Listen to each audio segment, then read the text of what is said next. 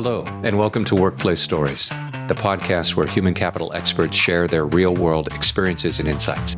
Hosted by Red Thread Research, Workplace Stories surfaces the latest industry trends, innovative talent strategies, and best practices for success. Tune in for practical advice on how to best transform your workplace. Welcome to Workplace Stories. This week we got to talk to Dr. Serena Gonsalves-Fersch, who's the Global Head of Talent for Software One. It was a fascinating conversation. Stacia, what stood out to you?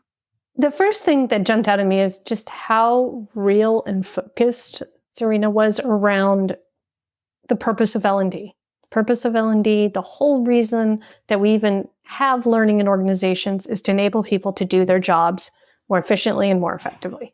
And the fact that she kept coming back to that, in the midst of all the ways and all the things that have changed with L&D, is that still being a good North Star, I thought was refreshing, honestly. That was one thing. The second thing was she talked a bit about her organization structure within talent. And it was a prime example of something you and I have been talking about for years, which is learning and talent, including things like performance management, succession, mobility, DEIB, all coming together and being seamlessly integrated. She talked about how you have to know what the left hand has to know what the right hand is doing within talent. And so often we see them separate, but for them, it's not. And I thought that was a really nice example. And then the third thing, when we were talking about AI, we asked her about the role of AI in learning. And she just went off on all the things that software vendors should not do. Loved it. It was so good. I'll let the listeners hear what those things were, but her strong point of view was really wonderful. What about you? I think that strong point of view was really consistent across the entire podcast. It was awesome. I know Serena, she's amazing and real, just said it how it was, which I really, really liked. A couple of things that really struck me, you talked about her org structure sort of involving all the things. She also talked about the size of her team. So it's a 14,000 person organization and her team is like 26 people big. That's all of them. That's everything. That's DEI. That's everybody. And so they're doing a lot with a little. And the way that she said that she's doing that is they're getting into the other business functions and the rest of the organization to figure out exactly what's needed and then coming together as a team and figuring out how to do it, which I thought was great. We did the obligatory discussion on AI, as you mentioned. One of the things that I found really interesting is not only did she say, hey, vendors, you're doing stupid things, she also said, this is what really excites me about AI. And it was all the things that we, traditionally have considered unsexy. So the pathways and the backgrounds and the ways that you can communicate and the data and all of those types of things are the things that are going to enable really interesting and amazing things moving forward.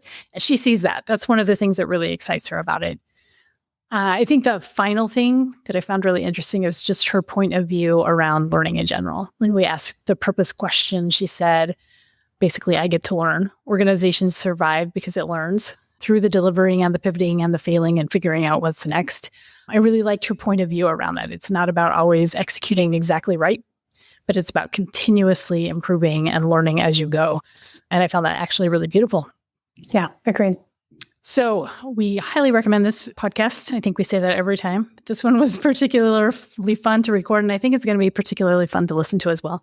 If you like it, please follow us, subscribe and follow us. And if you like some of the stuff we're putting out there, also please join up at redthreadresearch.com. Thanks so much.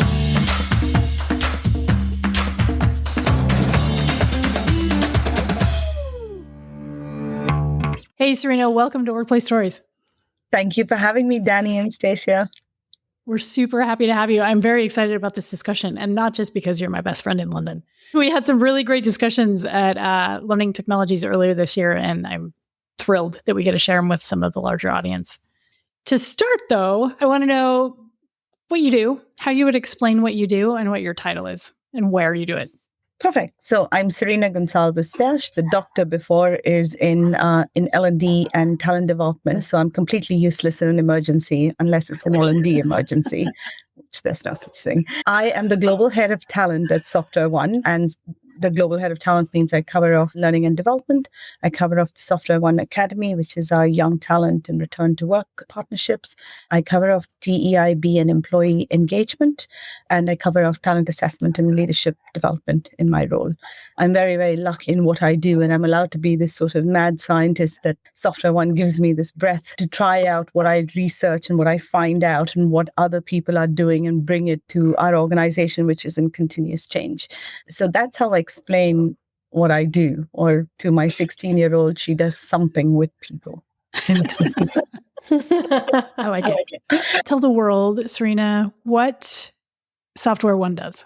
So Software One is a professional services organization. Quite simply, they migrate people onto the public cloud and they help modernize their applications in order to support their migration to the cloud. They're also a software license reseller, again, in the cloud space.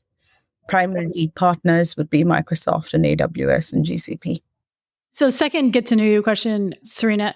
We probably know this already from some of your introduction, but why should people listen to you with respect to employee development? That's a very good question. I don't listen to myself back because the sound of my voice freaks me out.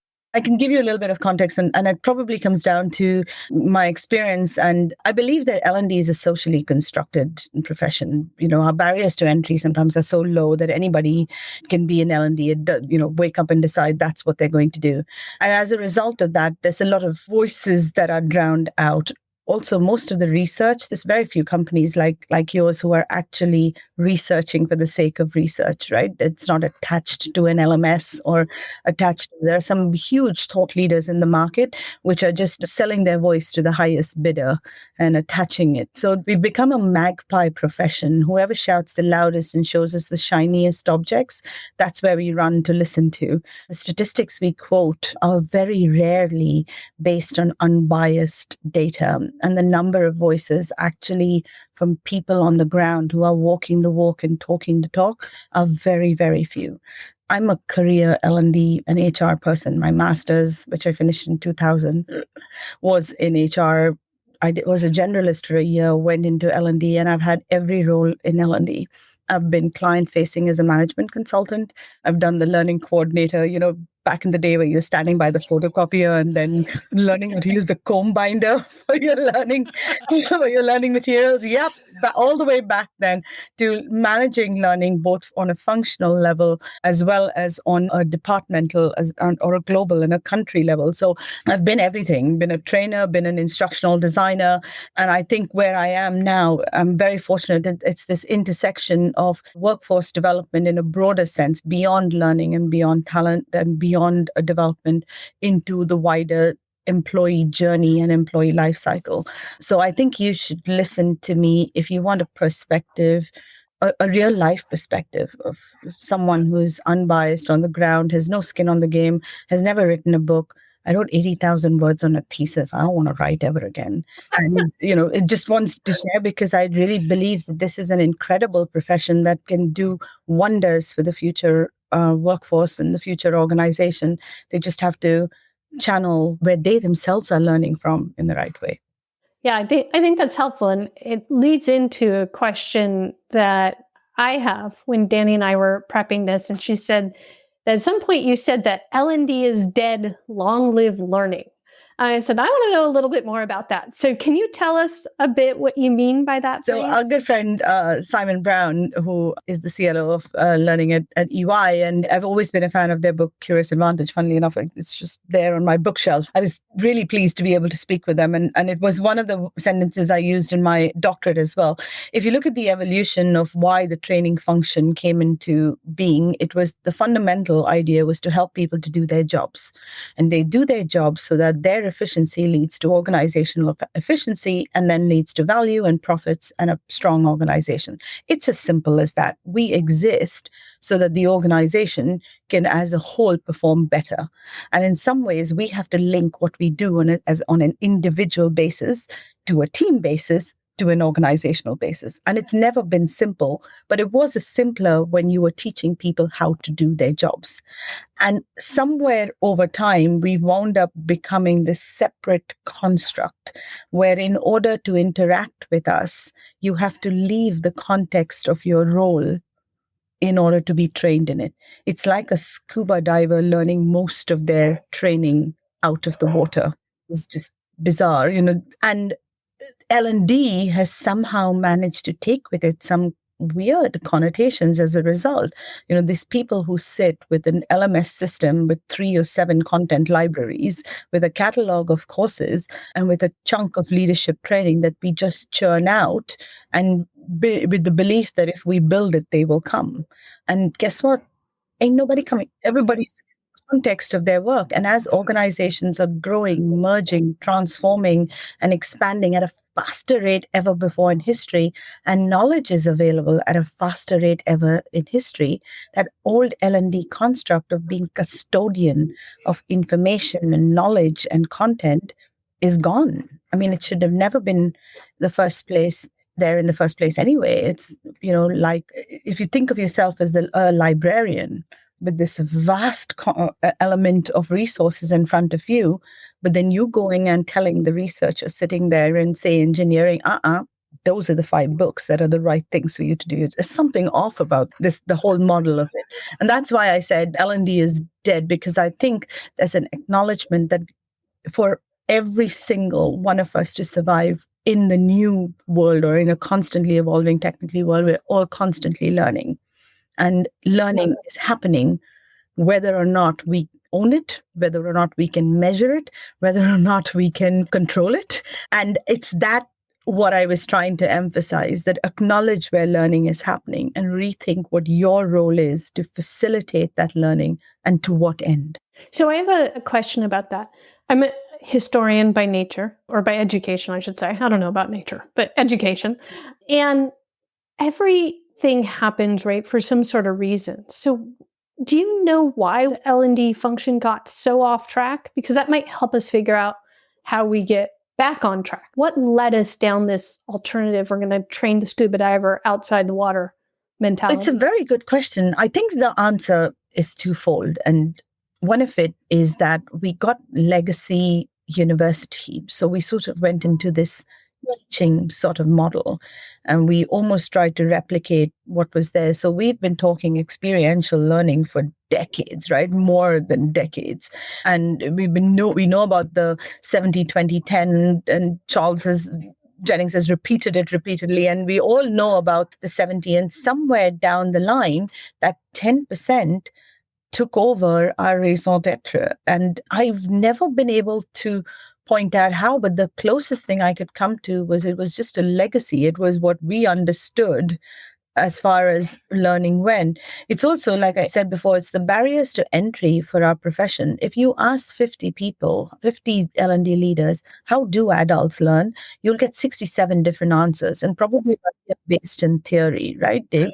Why do I need Aristotle and Plato? Those Greek guys said something about people remembering stuff ages ago. But that's where the foundations of learning theory came in, and adult learning came in, and how we retain information and how we express information. And somewhere, and I don't know why it was with learning, because that disdain for academia isn't there in any other profession. We don't look at lawyers that way, and we don't look at CFOs that way, and we don't look at any other function in the organization that way, where somehow, they're too academic. That is never a thing in any other profession, but it became that way in learning. And that's because we continued with that teaching mentality, being those custodians of the knowledge that exists. But look at it where we are now, right? This robotics and machine learning and AI and organizations doing things, young people coming in there with the perfect psychological safety to build it, break it, try it all over again. And then as Ellen, you come in and go, oh, no, this is how you learn. And there's 8 hours in a classroom that will help you do it better. We're deluded. So I'm not entirely sure, but I think it's the combination of that teaching mentality. I do also want to say it's become a little bit of complacency, because it's so nice to have the idea that all I can be is a purchaser, right? I buy the right LMS LXP, which is my platform. I make it look sexy as hell. Can I say sexy? I said sexy. Snazzy as hell. And then I buy about 10 or 15 content libraries, and let's follow the spray and pray approach, right? Because in 20,000 courses and 7,000 content libraries, something's going to talk to you. And then we start trying to map stuff and roll it out. Add to that your 10% of your face-to-face interventions and all of those things that you're trying to do with VILTs and all, and suddenly an organization is going, oh my God, what are you throwing at me? I think it was a complacency on our part. And as more and more, how many billions are spent, right, in the L&D market? I think Danny had shown a number on her keynote. And I think that a whole audience of thousands collectively fell off their chair. And then when you start looking at how many measure their outcome in business value and how many organizations are asking for it, you can't. You just cannot, because we got so complacent. We took the easy way out and bought a bunch of stuff and then measured against happy sheets and butts on seats. So I think it's a combination of teaching and a combination of a bit of complacency. But I think that's changing now. I think it has to. I think we're finally on a burning platform. I think one of the other things that changed is L&D sort of got its start when there was such thing as the factory classroom. We were looking for efficiencies above everything. And so if we train everybody the same way instead of giving everybody an apprenticeship, maybe that was perceived as the most efficient way to do it. And these days, I think the biggest thing that I hear is not necessarily, in my world anyway, Serena, is not necessarily complacency, but it's fear. Like the things that we're measuring and the things that we're doing, like the old saying, nobody gets fired for buying IBM. It's kind of the same thing with some of the things that you go to those content libraries and nobody's going to get fired if you're giving something to everybody. And if we can track that people are completing it and all of those types of things, I think that day is over for sure. But I think you're right. I think there's complacency and fear. What happens if this isn't what I do anymore? And fear is right? Because anyone can buy a system. Anyone can buy a content library. Anyone can churn it out there. You decentralize all of this. There's a section of my doctorate where I actually asked the question, if you removed the learning function from an organization, would anyone notice? Let's break this down. It's a good question. Let's break this down, right? The first somebody will go is, compliance. So your health and safety, your regulatory stuff. And then someone will go off and buy an off-the-shelf module on compliance training, because let's face it, people can sell you the most snazziest looking thing. At the end of the day, everyone's going, oh my God, 5 modules, 3 hours, not a check at the end. Let me click to this. We can make it as great as possible. And I've just heard that Meta does a beautiful one, which has case study based and people get really involved in the story and trying to solve this and everything. Yes, wonderful. But the bottom line is you're doing compliance training because you got to do compliance training, and you will buy it off the shelf and people will do it, and anyone can buy that. And then you'll have this where you've got certifications. That'll be the next thing to hit. And then slowly down the line, then comes onboarding, and then comes leader development, because you've got managers you have to promote. And then you start picking out each one and you decentralize the whole thing. And then it comes down to which vendor pitches to a non-L&D person best. So you start deconstructing that if you removed L&D from an organization, would anybody notice? And then it is a very scary answer, because yes, they might, but then what they'll finally wind up doing is just hiring that one person centrally to coordinate all these various elements when your whole learning is outsourced, not necessarily to people who understand the context of your organization, because context is everything. But if your learning organization isn't investing time in learning in the organization's context, what difference does it make where you go for it? So this strikes me as similar to some of the argument or discussions we've had about broader HR and the perceived role or importance of it. So I think there's a group of organizations that see the strategic impact, or a group of leaders maybe, I'm not sure it's a whole organization, but a group of leaders who see the strategic impact and what HR, whether it's, the combination of learning and talent and all these other, what it can do and the outsized impact it can do. There's those leaders. Then there's another percentage of leaders, probably a bigger one, who just see it as efficiency. Deliver HR services at the maximally efficient level. And I think that what you're talking about is kind of a microcosm of that within learning. There's learning that can drive incredible impact and change and all the things that I think the three of us believe in. And then there's probably a whole bunch of folks who are like, to your point, let's just take care of the compliance and certifications and do everything as cheaply as we can. And I think that in this age of AI, we're really dusting off that divide, right? It might have been hidden before in some nice words and culture that was focused on people, blah, blah, blah. But in this kind of time of hard efficiency, it feels to me like a lot of people are in one camp or the other, and there's not a lot in the middle. I also wonder, whether they're in one camp or the other has a lot to do with the value that the HR or the L&D department more specifically has brought to the organization. So if all you're doing is developing courses, then and I can do that with a robot now, what value do you have to the organization? You might as well outsource it. And that was going to be my answer. It's what role that you have set. So it's very easy to say, L&D always blamed HR, like, oh my God, we're in the HR function. We should be reporting to the COO. They have more context. And HR has consequently gone, oh, but my leader expects me to be just functional. I have a very simple answer, which I keep saying. You put out the same bait, you're going to catch the same fish. If you keep positioning yourself as somebody who will take orders and deliver and go, I want a 3-day workshop on change management for these 20 people. And you go, yes, sir, 3 bags full, sir. You're going to be always that person who takes that order and goes and delivers. And then you become that transactional person. None of us go, and it would be some of the biggest advice I'd give L&D people. One, understand how your business makes money. Because if you are the only person who doesn't get it, you don't deserve that, oh my God, seat at the table, which L&D people like to bring out every now and again. God, such a fantastic thing, what table? And when you're sitting there and somebody then added an add-on, right? If you've got a seat there, shut up and sit down. I went, no, I don't shut actually. Up. Yeah. Shut up and sit down. Hell no. I said hell. If you do not change the context within which you operate within the organization. So yes, there is functional HR. Yes, there's employment law. Yes, there are some fundamental and contractual and regulatory things that you have to keep doing. But what makes an organization thrive is you understanding the business, you being able to talk to them in the language they understand, and then being the delta to show how people can, through your interventions, can convey those results for them. Yes, we want happy employees, and yes, we are aware, but at the bottom line is we're all employed for an organization. An organization's success is the people's success.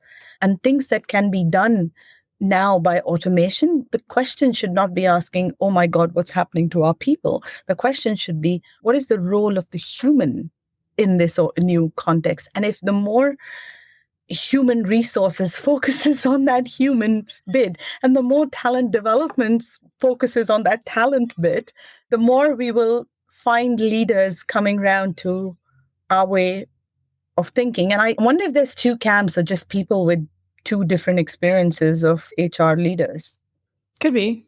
Okay, well, let's talk about this, because clearly everybody's been working under bad assumptions for the last little while, right? Like we all, the traditional ways that we've been thinking about things clearly aren't going to take us into the future. So when you think of assumptions that organizations are making right now with respect to especially the development of people, which ones do you think we should pitch?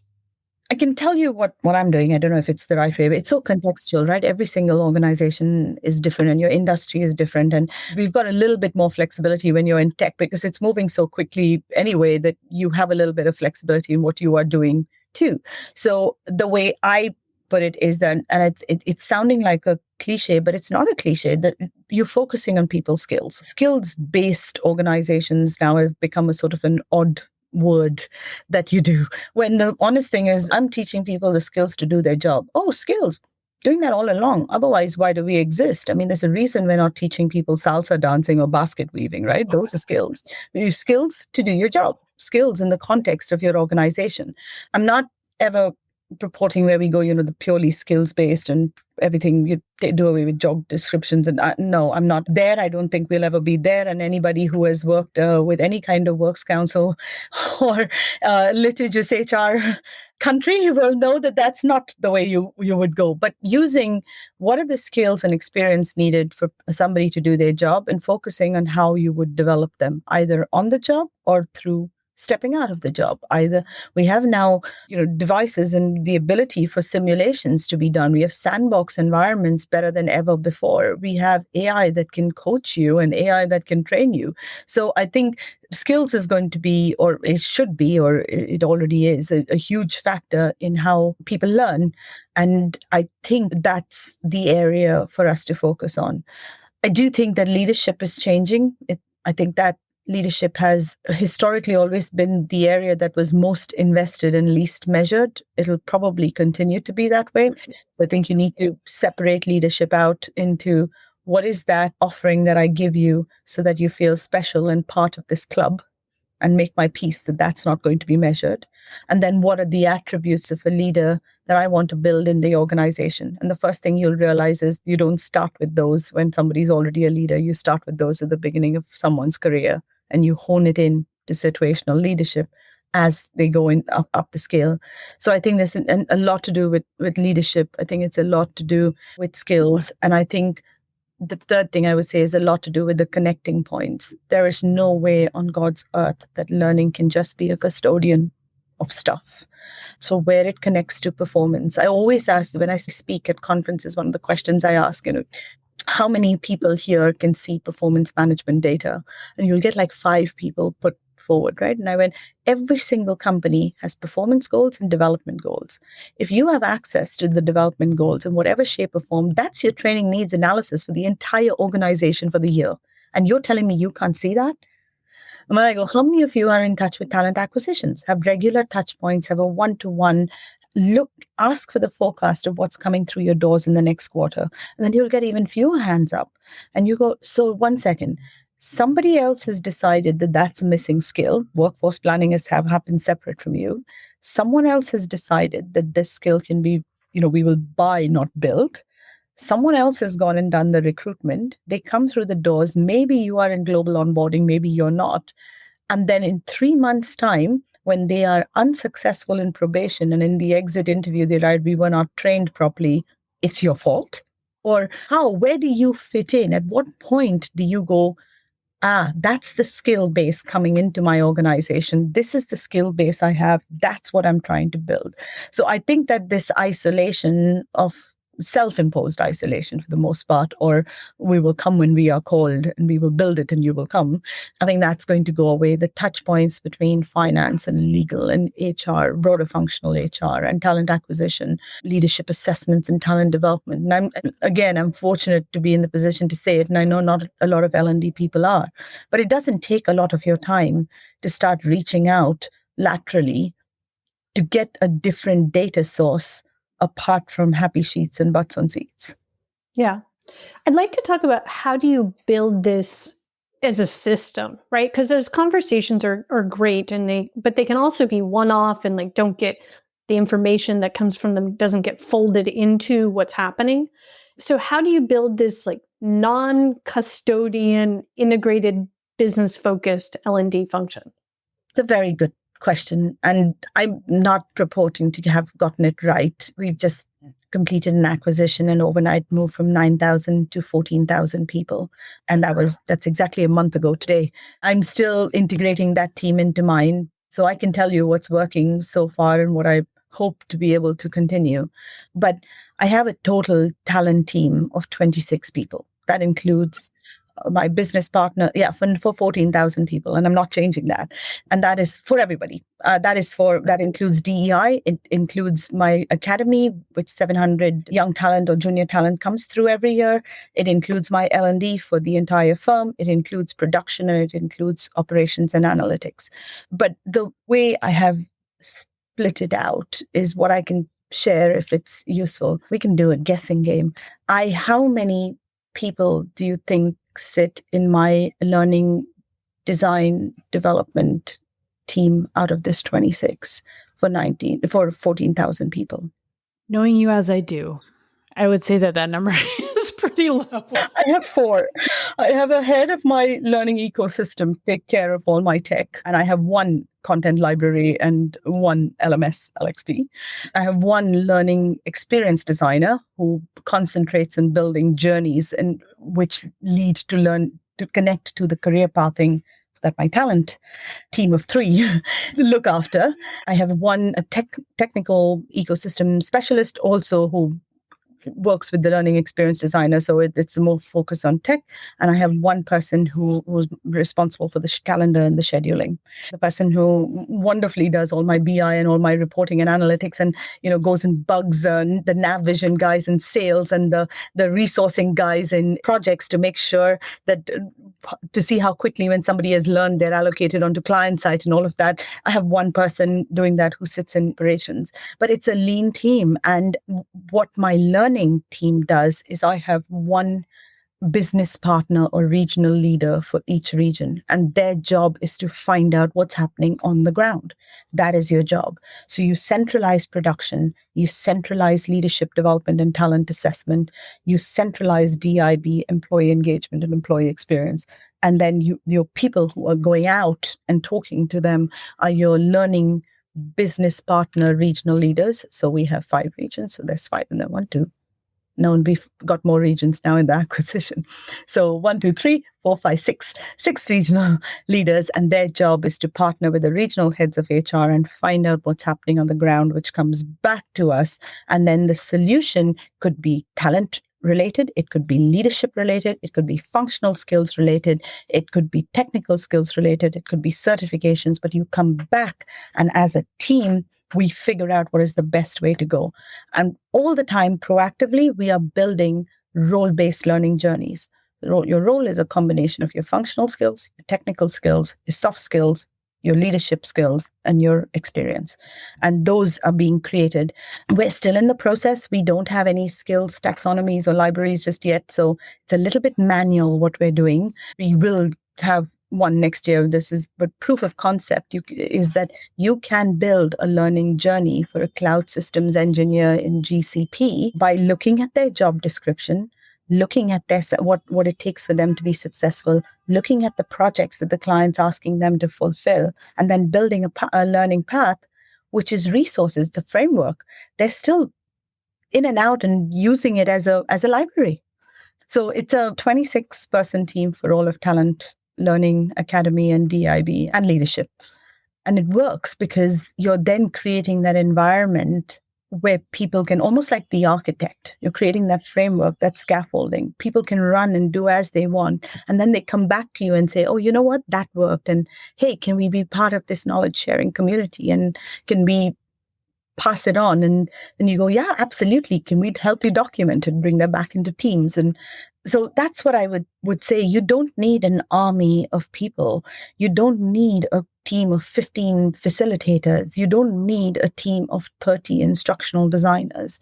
You spend more of your time and effort understanding the context in which your business operates and then translating that into what you could offer to support. Just to clarify, you've got a central team of 26 people total.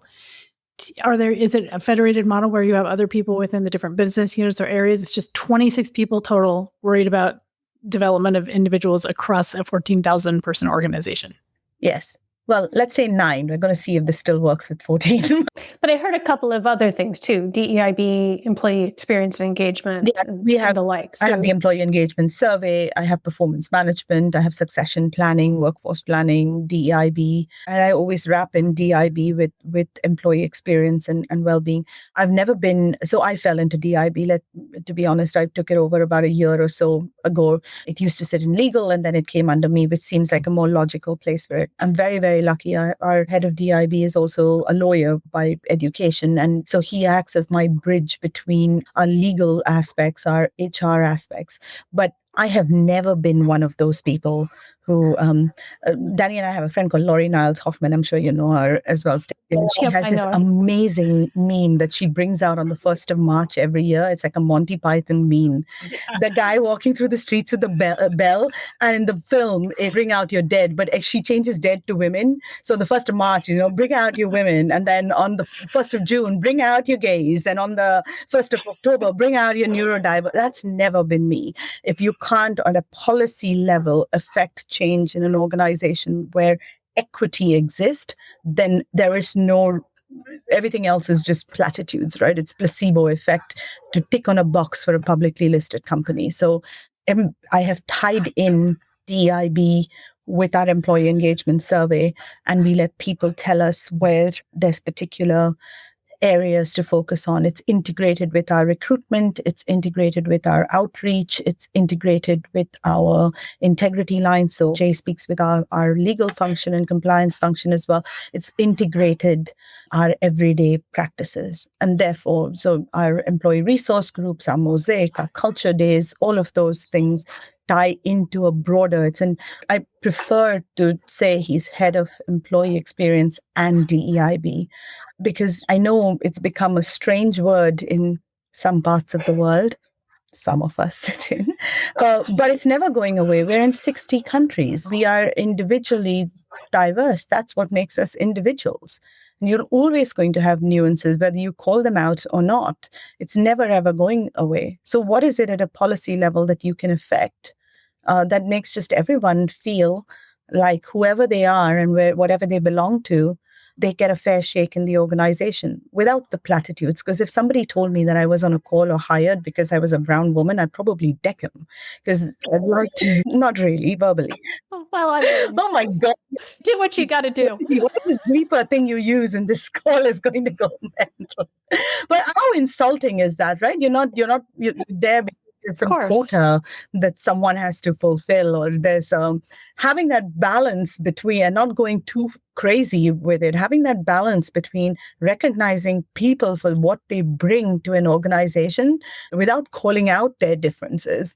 I think that's the way for us to do. So yes, I do have employee experience in DEIB, but like Danny says, knowing me like she does, I do it a little bit differently. And with that, let's move on to our lightning round so others can also get to know you a little bit better.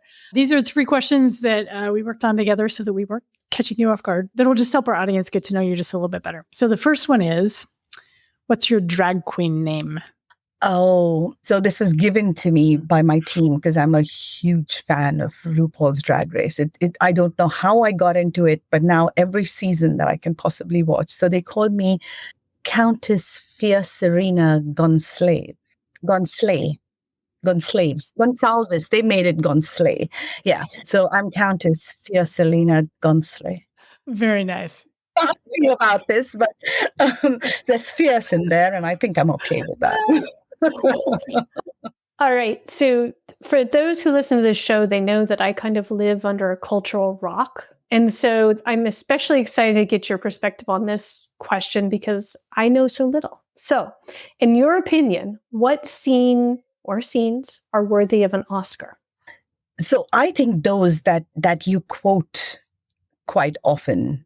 The number of times, oh my God, you're going to use the bleeper again. But the number of times I have said, frankly, my dear, I don't give a damn. The words, or starting out or ending a meeting with, this could be the start of a beautiful friendship. So I think those words which resonate with you, which bring back and evoke emotions, I think those are the ones that are, and there are a whole bunch of them in Bollywood films as well, from the 60s, 70s, 80s, 90s, that people repeat quite often, and they become part of a cultural DNA, and they become part, the I'll be back, for example. People just know what you're talking about. I always, B.B. King said that in one of his documentaries. The wonderful thing about learning is that no one can take it away from you. And I went, he probably didn't mean it in my context. But hey, that's a scene from a show that I can use. So I think that anything that that embeds itself into your memory, and all those are Oscar worthy. I dig it. I keep quoting Princess Bride to people recently. Death cannot I'm stop not you. sure if it's Oscar worthy, but I love it. Where you so killed my much. father, prepare to die. That one? Exactly. Death cannot stop true love. The one I keep using, all right, this is so nerdy, but I keep saying, you keep using that word AI agents. I do not think it means what you think it means. It's a slight adjustment, but All right. So let's do a quick timeout. We have like 5 questions left and we have time for maybe 1. So we can talk about AI and learning.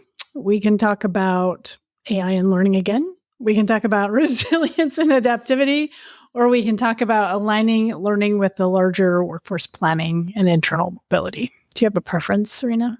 I think we just spoke about aligning learning with wider workforce planning and mobility. When we talk about it, talking to other functions like talent acquisition and workforce planning and internal mobility and performance and things. So I think we've touched upon that already. We can talk about the elephant in the room, right? AI is, it would be, you cannot be the only session in the history of L&D of the last 7 months which doesn't talk about AI. And there is our quote that we're going to be using on LinkedIn.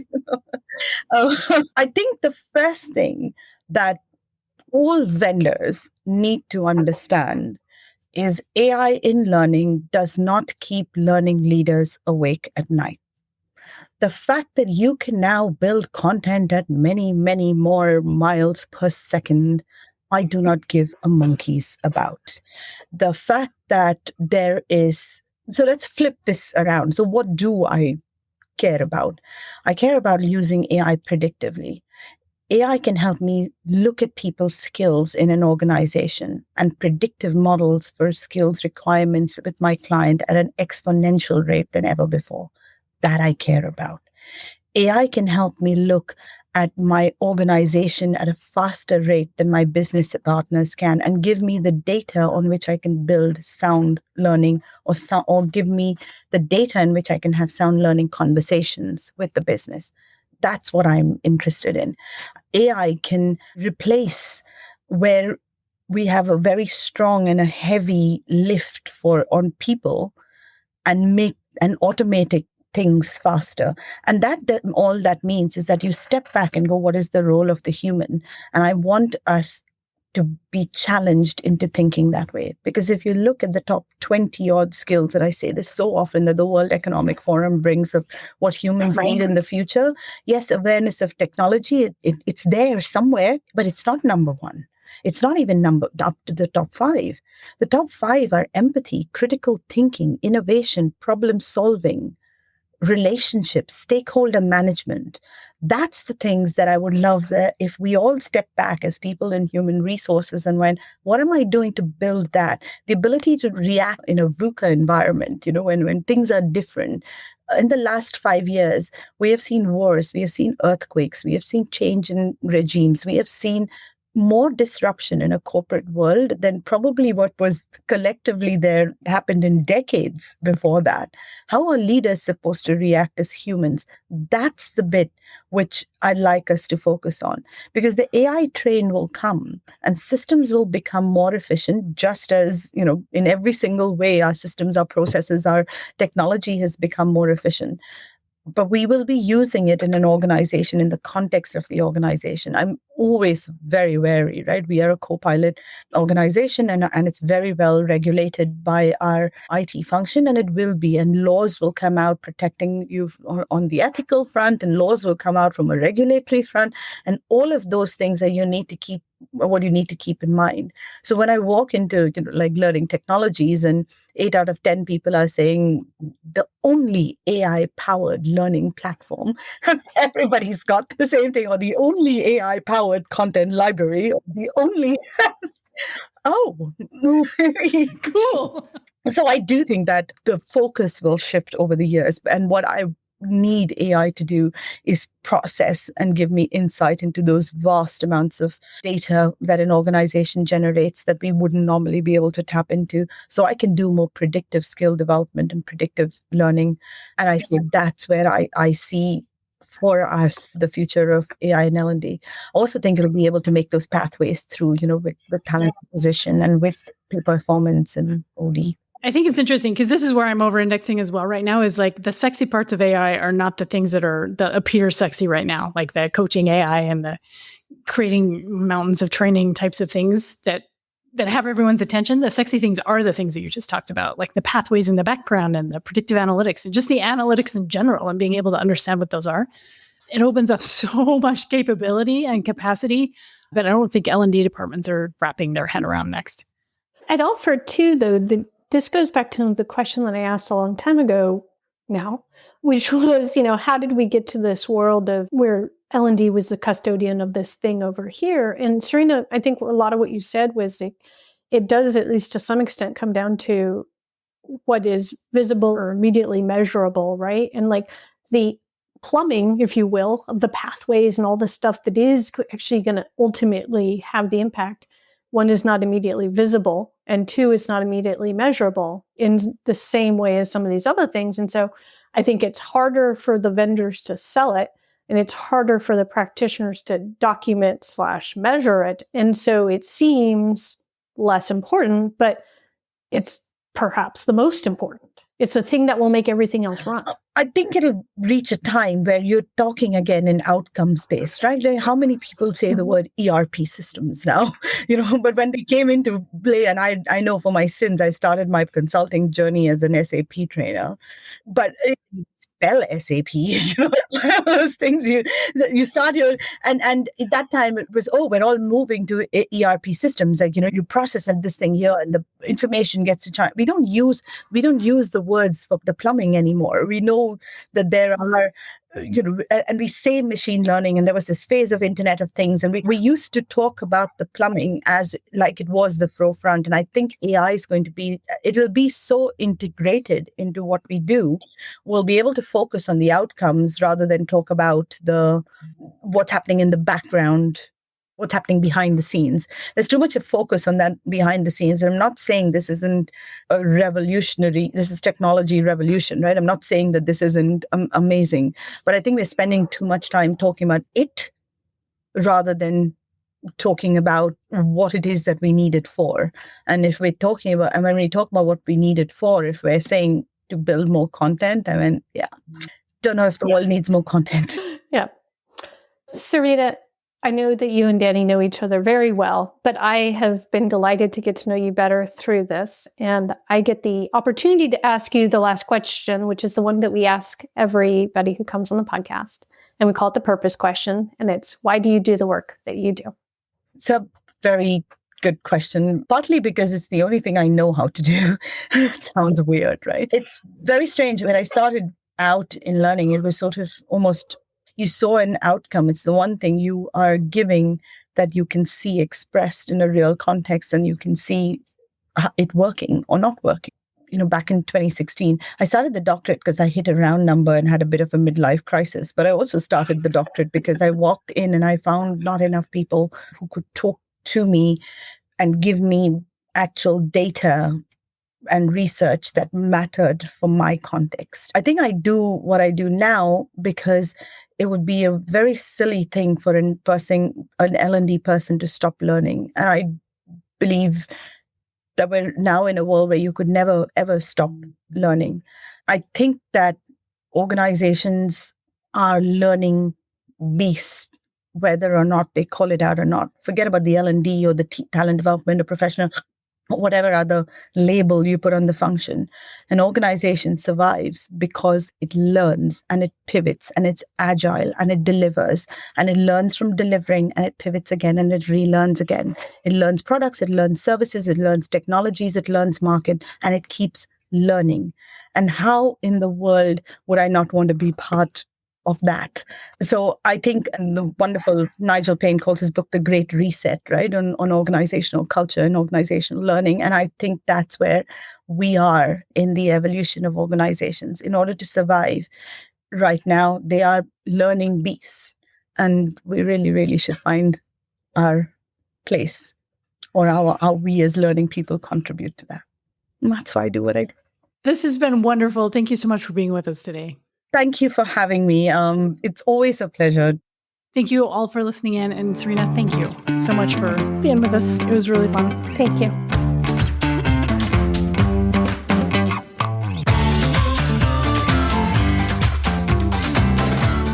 Okay, that's a wrap for this episode of Workplace Stories. If you like what you heard, please subscribe to our podcast so that you can be the first to know about future episodes. For exclusive access to our research, insights, and a vibrant network of human capital leaders, consider joining the Red Thread Research community. Visit redthreadresearch.com to learn more and to take your workplace to the next level.